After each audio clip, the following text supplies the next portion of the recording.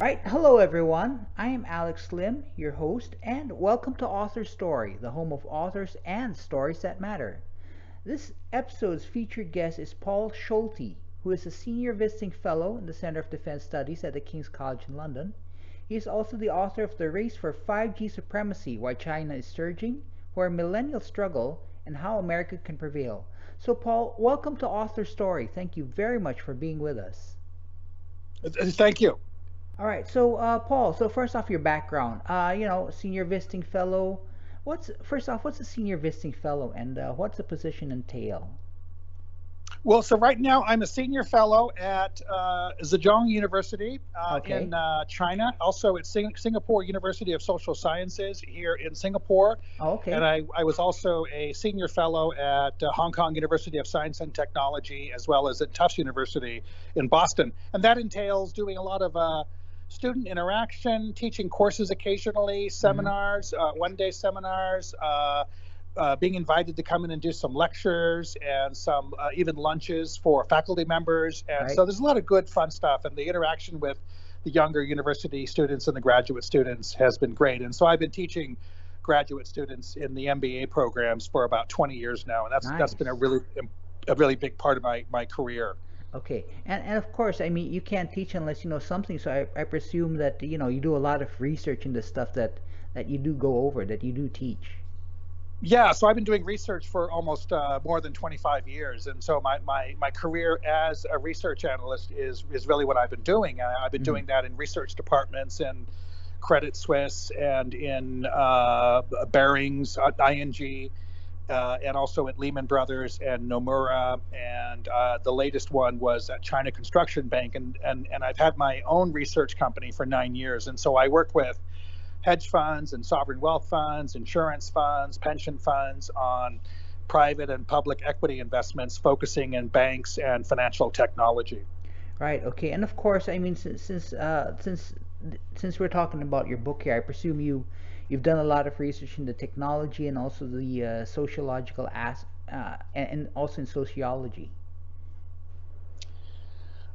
Well, there is an element where I've been veering into that because Okay. here's the genesis of the book that we wrote. The Right. genesis of the book with my co-author, who's a millennial, was Okay. basically to say what kind of a technological Apollo program would you need Mm-hmm. in order for the U.S. to sort of catch up to China in 5G? And then the more we dug into it, Mm-hmm. we realized there was a really vital need to be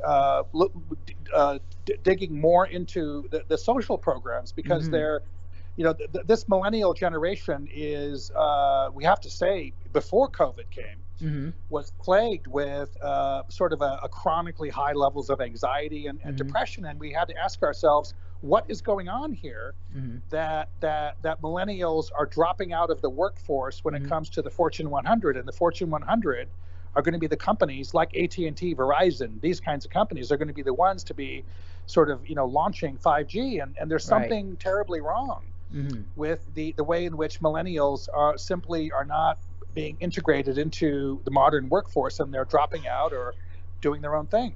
Right, right, okay. So, first off, before we get into the millennials and 5G, for the benefit of our listeners or some of our younger listeners who don't know what the Apollo program is, what is this all about? And, what is sort of kind of like the leap that it entailed or that it produced? Yeah, so that yeah, great question. So in the 50s and 60s, when the world was recovering from World War II, the government realized you're going to have to you're going to have to integrate and grab the universities and think tanks and technological, technologically related companies, Mm-hmm. and throw government money and help these guys develop programs. And so the programs that were developed, which are still around today, the Interstate Highway in America, Mm-hmm. that was government led. The Apollo Mm-hmm. program was getting a man to the moon Mm-hmm. within 8 years of when John F. Kennedy said, we want to get a man to the moon and return him safely back to Earth. And Mm-hmm. that was something that he said, let's do this in the next 7 years. Mm-hmm. And this, of course, led to the space race with the Mm-hmm. Soviets. And so, and so these programs have always had, the hand of government involved in these large, really heavy lifting programs. And of course, the Apollo program had huge implications into all kinds of other technologies in America. Mm-hmm. And so now we skip to, the night to 2010s, and Mm-hmm. we see China is, pulling ahead very dramatically in a lot of areas, in autonomous cars, in Mm-hmm. artificial intelligence, Mm-hmm. in smart cities, in 5G. And so America has had a wake up call in the last 2 years that is basically get with the program. Mm-hmm. Right. Okay, so first off, a little bit back in the Apollo program. I mean, this is a sizable jump. Not only did it put a man on the moon, but I just like to point out that this also, it still influences the world today with what came out of this program. So this is like a long term thing. Oh, for sure. In three ways. One, the massive leaps you had in intercontinental ballistic missiles to, beat the Soviets in the in missile technology. Mm-hmm. The second one was endless, types of technological innovation through in companies that came out of this, like Intel and Mm-hmm. IBM, right? That really were born out of the space program. And then thirdly, and the most important, this was a huge PR, kind of stunt. We have to admit it. Mm-hmm. That was a massive, like, it really is saying, hey, you know what, guys, we're America, we can do this, and we're going to do it, and we're going to show you, and we're going to make it look easy. Mm-hmm. And it captured the imagination of the world. Mm-hmm. And that's what you do. That's how you get soft power. Mm-hmm. Right. And so and I myself worked in the White House. I worked in the government. I worked during the Reagan administration. Mm-hmm. And you have to capture the world's imagination in soft power. And a lot of this stuff is lacking in the current government that we have at the moment. Right. Okay. All right. Okay. So on a bit to the basics, we can't really know the size of a challenge unless we know what's so, even the most general of terms. So about China, what is presently so where China and technology are concerned? Right. So if we look at what China's doing right now, China didn't have a whole legacy of, copper telecommunication systems of AT&T and lobbyists and state and federal regulators. So they basically had an open field running advantage Mm-hmm. when all of this stuff with 4G and artificial intelligence and the move into 5G and the Internet of Things that was coming along in the last several years, basically digitizing the physical world, turning the Okay. physical world into basically sizable bites to learn about people's movement, Mm-hmm. about how to operate buildings, how to Mm-hmm. operate cars, how to operate traffic, how to create smarter cities, how to reduce pollution. All this stuff has been an explosion of technological innovation in China, and Mm-hmm. America's quite frankly far behind in most of that stuff. Mm-hmm. Right. Okay. So first off, one thing that came out while I was doing research with on this is our super apps. I mean, what are these? I mean, this is like the first time we come across something like this. Yeah, exactly. And so the country that also really grabbed the super app and went with it was basically China, basically saying, well, look, if somebody is using their phone to buy tickets Mm-hmm. or to look to rent an apartment or to pay a fine or Mm-hmm. to settle a ticket Mm-hmm. or anything, Mm-hmm. why don't we just create all of these apps in one place and call it a lifestyle super app Mm-hmm. where we can deal with people's credit if they want to Mm-hmm. borrow money, if they need to pay a fine, if they Mm-hmm. need to deal with the government, if they want to register to get married, if they want to go on a honeymoon.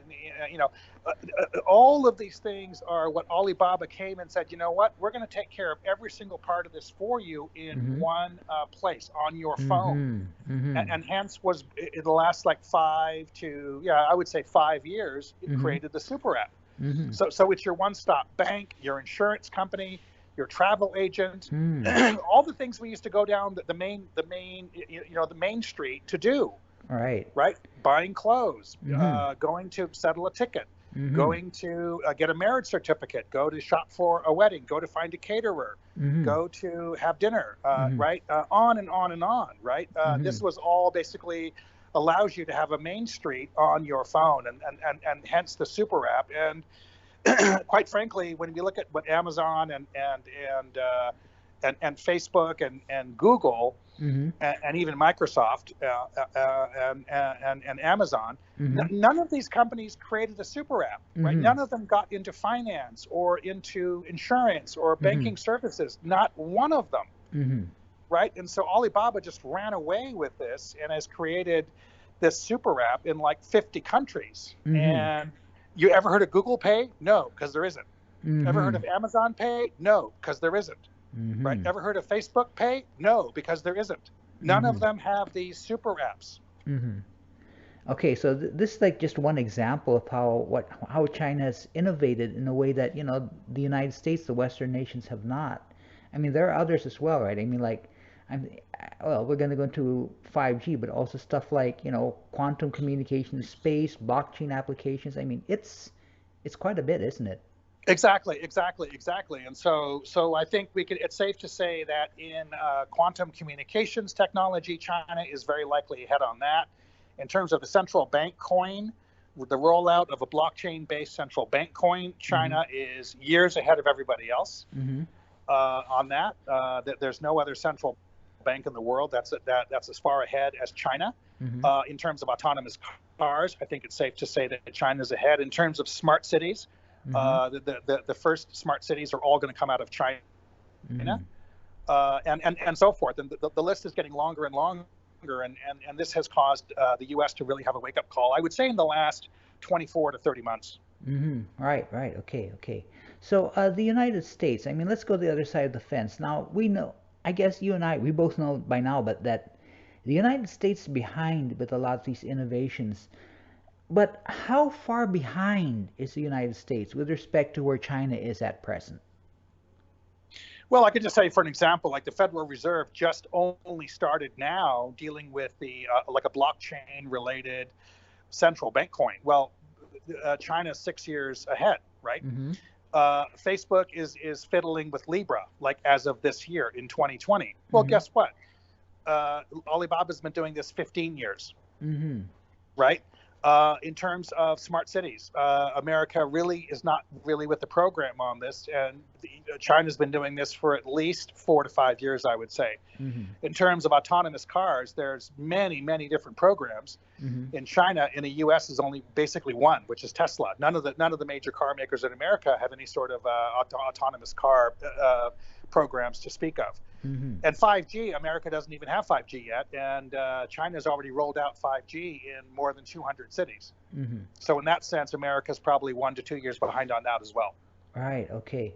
And I mean, this carries on with regard to innovation into the future. I mean, like I'm thinking like with the relation and analogizing it to the Apollo program. I mean, this will carry on. The effects of this will carry on in decades to come, will they not? Well, that's right. So when 4G was rolled out in America, that America captured 4G. Well, guess who used it? Amazon, Facebook, Google, right? Mm-hmm. And so if you control the technology, your companies really control the technology.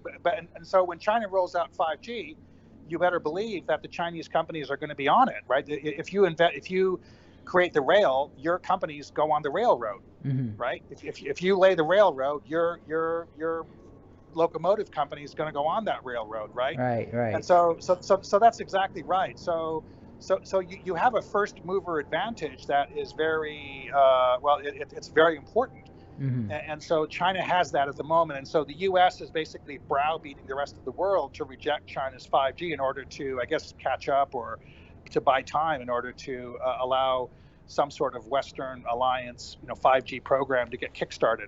Right. Okay. So still quite a bit behind, and the effects are going to be felt. Okay. So there are presently two aspects to your book, and I'd like to cover the technical one first, which is 5G. Uh, can you give us, particularly those of us who don't know what this is, what 5G is all about, its capabilities and its possible applications? Right. So just to give you a couple of examples, All right. 5G is going to allow, so in terms of speed, you're looking at speeds of download and upload of anything, files, data sets, Mm-hmm. videos, movies, and so forth, which could be something as much as 10 to 20 times faster, right? Wow. Okay. So you're looking at 4G being like 99% slower, Mm-hmm. right? So that's the first thing. The amount of data you can transfer on 5G is pretty remarkable. The way in which you can use miniature stations for vast amounts of data, but very tiny stations, right? Mm-hmm. For something which looks like a small radio, Mm-hmm. which used to take a very large computer, to deal with vast amounts of data. Mm-hmm. Right, you're having like a 99% savings in space. Mm-hmm. So Mm-hmm. you're looking at speeds, at capabilities, at the handling of data, the manipulation of data, which are like a quantum leap better. Mm-hmm. But one of the things that you talk about in America is that this is going to be a product for consumers. Well, Mm-hmm. that's great, but a consumer may not want to spend a lot of money for a 5G phone All just to right. download movies faster with better resolution. All right.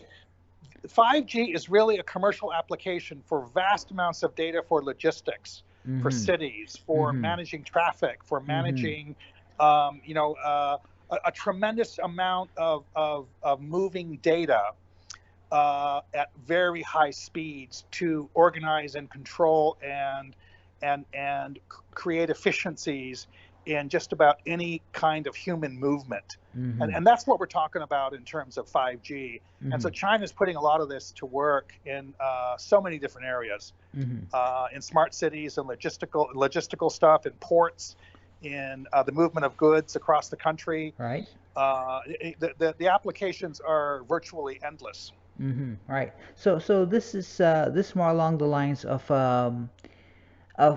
more like along the lines of better for well, the ones who would use it better would probably be businesses, and I'm thinking of logistic Exactly. companies. Okay. Exactly. Well, yeah, anybody. So taxi companies, port companies, shipping companies, car companies, cities, provincial areas, real estate companies, companies that are building urban tracks. Mm-hmm. The applications are astonishing in terms of what you can do with it. Mm-hmm. And so China's already put up like 60,000 5G stations across China. Mm-hmm. So basically, most of the country is now connected as we go into the last couple of months of 2020. Is basically, pretty much 80% of the country is now on 5G, whereas Wow. maybe 5% of America is in some sort of 5G range.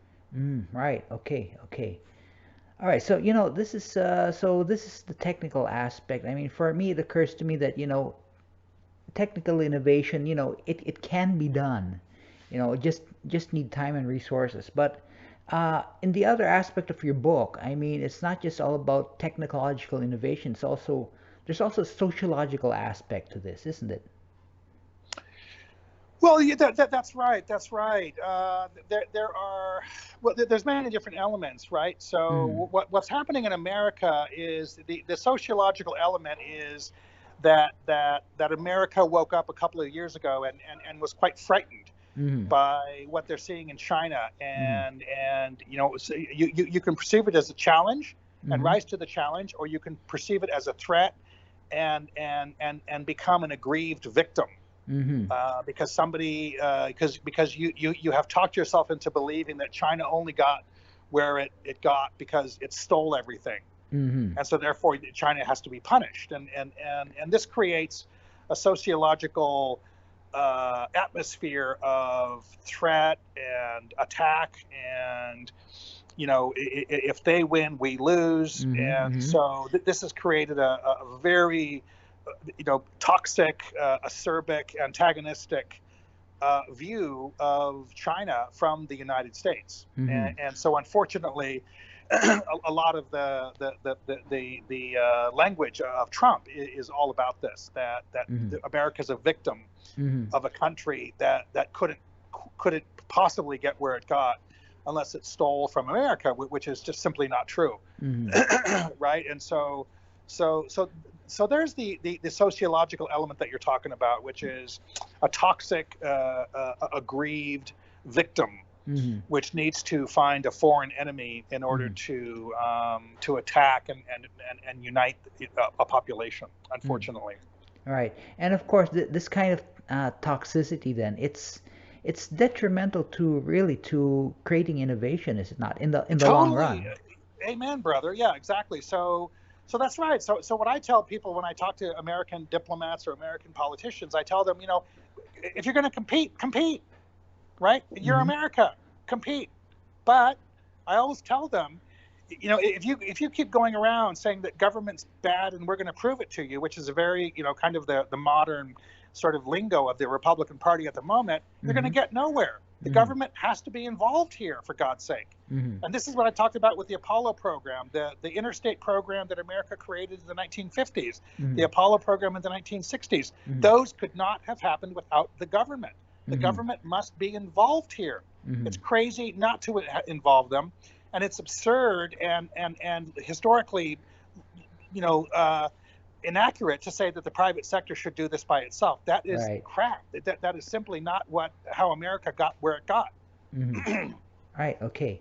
And the other aspect you also mentioned is like millennials. I mean, what is it about millennials that puts them at a disadvantage where winning this race is concerned, so to speak? Yeah, so I think that what we talked about was, let me give you a timeline, for instance. So the millennials were coming of age at around 50, let's say they're 16 years old, right? Right. So the millennials were coming around 16 years old in 1996. Well, guess what? That was the year that OxyContin was launched in America. That was the beginning of the opioid crisis, right? Okay. Right. 1998 was sort of the Asian crisis, and that was when all the markets in Asia fell apart. Right. 1999 was the Columbine massacre. That was the first of hundreds of school shootings, which has traumatized that whole generation. 2001 was 9/11. Right. 2003 was the Iraq War, which traumatized that generation. 2005 was Hurricane Katrina, which woke that generation up to climate change. 2007 was the GFC that caused people to lose faith in the financial system. Right. Right. And so you've had an attack on parental drug addiction, right? High school shootings, 9/11 and terrorist attacks. An illegal war in Iraq that basically traumatized and injured, either mentally or physically, only millennials fought that war. 2005, you woke people up to the disaster of climate change, when entire cities get cleaned out by a hurricane because of hurricane strength caused by global warming.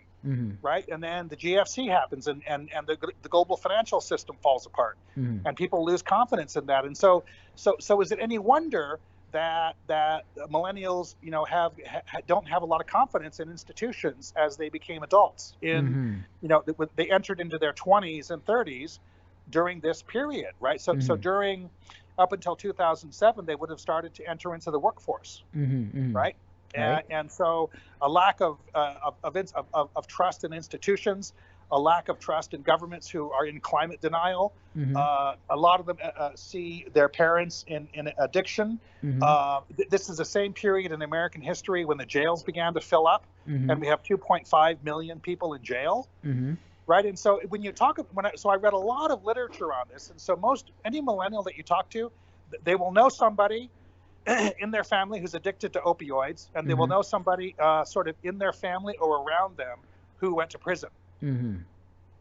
Okay. That's what we're talking about in terms of a sense of feeling like you're in decline. Right. That's why they don't want to work for Fortune 100 companies.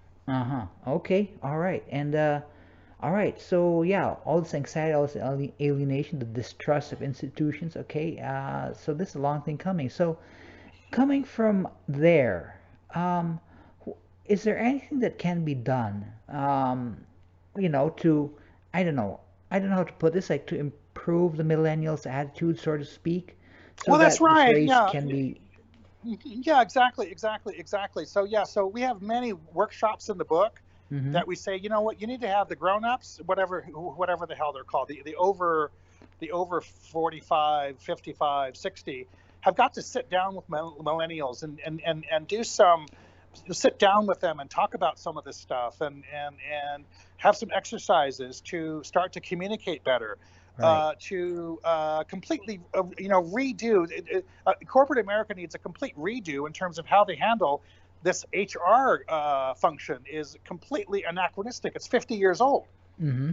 right? Trying to handle current millennials with a 50-year-old human resources thing is a joke, right? Mm-hmm. The way that I teach MBA students, I think we need to really rethink about how we teach students in the classroom. I think we made a lot of errors in terms of the pedagogy about how to teach millennials in the classroom. Mm-hmm. I think that in terms of the family unit, I think so much needs to be talked about in terms of drug addiction and Right. drug addiction treatment. Mm-hmm. I think we need there's a need for a domestic peace corps, Mm-hmm. right, in America to deal with the drug addiction problem Mm-hmm. that America faces. And so, yeah, there's a lot of solutions in the book. I'm all about solutions. A Mm-hmm. lot of the workshops in the solutions that are basically quick two-page workshops Mm-hmm. are all about creating solutions for these issues. Mm-hmm. All right. Okay. So I don't want to give, people have to read the books. I don't want you to give everything away, but can you give one example of a workshop or something like this, and what the issue it's supposed to target and what could come out of it? Well, I mean, a good one for example, right? I mean, how do you interview a millennial, right? Uh-huh. So we look at the traditional, and so as I told you, I co-wrote this book with a millennial, Uh-huh. and this millennial that I co-wrote the book with worked at Accenture, he worked at Verizon, he worked with AT&T, so he worked with like three of the top, Fortune 20 Mm-hmm. companies, and the way that he was treated as a millennial walking into human resources is absurd, right? Mm-hmm. So very often millennials are coming into companies and they will have more technological capability and more understanding of technology than their 40-year-old boss Mm-hmm. who's making three times more than them. All There right. has to be a far more flexible compensation program for millennials coming in who are far more adept, far more naturally creative, far more technologically capable than some of their bosses. Mm-hmm. And this is something that companies really need to think about very carefully. And I think this is true in the Philippines. It's true in China. It's true in Indonesia, Mm-hmm. where there just is there's a need for the 45 to 55, 60-year-old managers to treat millennials in a completely different way. Mm-hmm. Because millennials will just, if they smell like the BS, they'll just walk right out the door. Right, right. Okay. All right. Okay. Got that. Okay. So this definitely I mean this requires a change, a paradigm shift. As you said, some of Absolutely. these things are like 50 years old, so it does not apply in the information technology age. Yeah, the bank technology is 30 years old. HR functions haven't changed in 50 years. The MBA has not changed in 50 years, Mhm. right? I can give you 10 more examples like this. Mhm. Why? Why are we so slow in adapting these like larger, structures in terms of behavior, in terms of technology, in terms of thinking, in terms of teaching that are decades old? Right. Okay. All right. Got that. Okay. So it is a big concern. There's a long way to go. Yeah. All right. So, sorry. So, Paul, in the last minute or so of this interview, are there any last words of wisdom you'd like to share to wake up or to inspire listeners? Yes, the wake up call is, if you are working in a company and you go to work every day and you say to yourself, "Well, this is really stupid the way we're doing this." Mm-hmm. Get five people, quit your job, leave it, and go do it by yourselves and make a lot of money because companies are just not gonna jump, up, and say, of course you're right. Of course we need to change this. Mm-hmm. Here's a budget, and I want you to come back in a month with three suggestions on how we can change this. Mm-hmm. This is not going to happen. All right. If you're sick of your job, and if you're looking at something and you say this is stupid, get five people, walk out the door, set up a company, and go do it. on blockchain, Mm-hmm. and you can use BSN. That's the China's BSN. Mm-hmm. You can create a company off there in no time flat, and do the product yourself, Mm-hmm. and go out and get customers, Right. because you're not going to get a chance internally to create change. That's just not going to happen. It's not the way companies think. I'm afraid. I wish I was wrong, but I have worked with too many banks over the last several years, and you tell them you've got to change, you've got to change, you've got to change, and they're not interested in change. Right. Right. Okay. All right. Okay. Okay. Got that. Okay. Okay then. So in closing, our guest is Paul Schulte. The book is The Race for 5G Supremacy: Why China is Surging, Where Millennials Struggle, and How American can Prevail. And you can buy it on Amazon. So Paul, thank you very much for being Author Story. It was very interesting and I must say very informative speaking with you. Okay, well, my pleasure, my friend. Thank you for your time. You're welcome. So everyone, check out The Race for 5G Supremacy, and by all means, go right ahead and hit that subscribe button to get a heads up on all the people and stories we will cover in the future. So catch you guys next time on Author Story, the home of authors and people with stories that matter.